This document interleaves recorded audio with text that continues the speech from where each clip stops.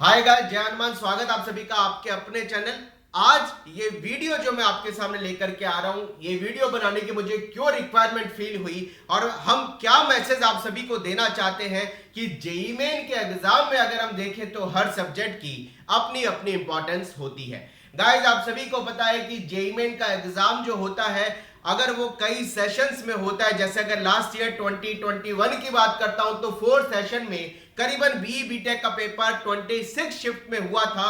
और जिन बच्चों ने चारों सेशन को एग्जाम दिया या वाटएवर 2 सेशन के एग्जाम दिए और 3 सेशन के एग्जाम दिए, उनके हायर एनटीए स्कोर के बेसिस पर ऑल इंडिया रैंक दी गई। और इस साल भी अगर 2 सेशन में एग्जाम होता है या 2 अटेम्प्ट होते हैं तो वाटएवर ये कहा जा सकता है कि दोनों अटेम्प्ट में से हायर एनटीए स्कोर आपका जिसमें आएगा उसको ऑल इंडिया रैंक बनाने के लिए यूज में लिया जाएगा। अगर हम लास्ट ईयर देखें तो करीबन 4 सेशन में एग्जाम हुआ और 4 सेशन में एग्जाम होने पर हायर एनटीए स्कोर के बेसिस पर रैंक दी गई। लेकिन आप सभी को यह भी पता है कि अगर किसी 2 स्टूडेंट के टोटल एनटीए स्कोर में टाई लगता है तो देखा जाता है कि उसका मैथमेटिक्स का किसका एनटीए स्कोर ज्यादा है। मैथमेटिक्स में टाई लगने पर देखा जाता है कि फिजिक्स में किसका एनटीए स्कोर ज्यादा है। फिजिक्स में टाई लगने पर केमिस्ट्री के एनटीए स्कोर को देखा जाता है और तीनों सब्जेक्ट के एनटीए स्कोर की टाई लगने पर देखा जाता है कि लेजर रेशियो जो है या लेसर रेशियो जो है वो किस बच्चे का नेगेटिव टू पॉजिटिव रेस्पॉन्स जो है वो किसका कम है।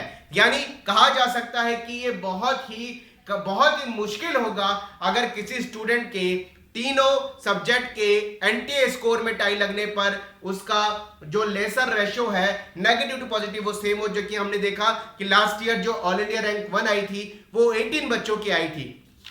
मैं आपसे ऐसा डेटा शेयर कर रहा हूं जिसको करीबन मैंने 29,500 बच्चों के डेटा को एनालाइज किया। जब ये 29,500 बच्चों के डेटा को एनालाइज किया उसमें यह देखा गया कि कितने स्कोर टोटल एनटीए स्कोर बच्चों के टाई लगे, तो आपको जान करके काफी सरप्राइजिंग होगा कि 96% से ऊपर बच्चों का NTA score total NTA score tie लगा। यानी लगभग 28,000 के आसपास बच्चों का एनटीए स्कोर किसी ना किसी दूसरे बच्चे के टोटल एनटीए स्कोर से टाई लगा, जिसको रैंक बनाने के लिए यूज में लिया गया था, जो कि उसका हायर एनटीए स्कोर था। और उसी के साथ में हमने ये देखा कि करीबन अगर टोटल एनटीए स्कोर जो है वो 96% बच्चों का लगभग किसी ना किसी दूसरे बच्चे से टाई लग रहा है, तो देखा गया कि रैंक बनाने के लिए जब मैथमेटिक्स का एनटीए स्कोर देखा गया उसमें भी आप मानेंगे अगर 28,000 बच्चों के एनटीए स्कोर किसी ना किसी बच्चों से टाई हुए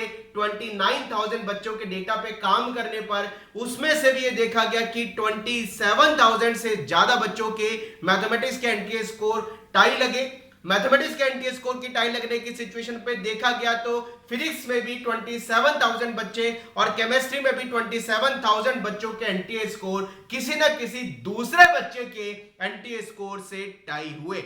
यानी अगर हम टोटल मिलाकर के इसको देखें तो 96% से ऊपर ही सब्जेक्ट वाइज भी मैथ्स, फिजिक्स और केमिस्ट्री के एनटीए स्कोर किसी ना किसी दूसरे बच्चे के एनटीए स्कोर से टाई हुए। और जब रैंक निकालने के लिए यह देखा गया क्या किसी बच्चे का टोटल एनटीए स्कोर टाई होने पर मैथमेटिक्स, फिजिक्स और केमिस्ट्री के एनटीए स्कोर, तीनों सब्जेक्ट के एनटीए स्कोर क्या किसी दूसरे बच्चे से टाई हुए, तो वो बहुत ही कम बच्चे मिले। और अगर मैं बात करूं केवल और केवल 84 बच्चे ऐसे मिले जिनको तीनों सब्जेक्ट के एनटीए स्कोर किसी दूसरे बच्चे के एनटीए स्कोर से टाई हुए। यानी अगर हम देखें तो फिजिक्स, केमिस्ट्री और मैथमेटिक्स की अपनी अपनी काफी इंपॉर्टेंस दिखाई दी जेईई मेन के एग्जाम में, क्योंकि जेईई मेन के एग्जाम में जब देखा गया मैथमेटिक्स के एनटीए स्कोर टाई लगने पर बहुत सारे बच्चे तो वही फिल्टर हो गए, लेकिन फिर भी 27,000 बच्चों का किसी न किसी दूसरे बच्चे के एनटीए स्कोर से और फिजिक्स और केमिस्ट्री का भी इतने सारे बच्चों के एनटीए स्कोर से टाई हुआ।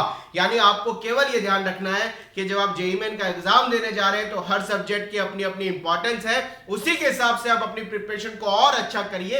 ये डेटा केवल शेयर करने का मेरा मोटो जो है वो केवल इतना सा है कि जब एनटीए स्कोर सब्जेक्ट वाइज भी टाई लगते हैं तो सब्जेक्ट वाइज टाई लगने पर हर सब्जेक्ट की अपनी अपनी इंपॉर्टेंस क्रिएट होती है और उसी को ध्यान में रखते हुए आप अपनी मेहनत कर पाए। हालांकि अभी जेईई मेन कितने अटेम्प्ट होंगे ये थोड़ा सा अनसर्टेन है, लेकिन जो फीडबैक दिख रहे हैं वो 2 अटेम्प्ट होने की तरफ इशारा कर रहे हैं। चलिए गाइस, मिलते रहेंगे इसी तरह के कंटेंट के साथ। अगर आपको ये वीडियो पसंद आते हैं तो उसको ज्यादा से ज्यादा शेयर करें। अगर आपको लगता है कि आपको और कुछ नए कंटेंट आपके दिमाग में आते हैं तो मुझे कमेंट बॉक्स में लिखिए, मैं पूरी कोशिश करूंगा कि उन पे भी कुछ वीडियो बना करके आपकी नॉलेज को और बढ़ा पाऊं। Wish you all the best, मेहनत करते रहिए। चैनल पर नए हैं तो जरूर सब्सक्राइब कर लें, बेल आइकन प्रेस कर लें ताकि सारी लेटेस्ट नोटिफिकेशन आप तक पहुंच पाए। जय Hanuman, bye bye, thank you very much.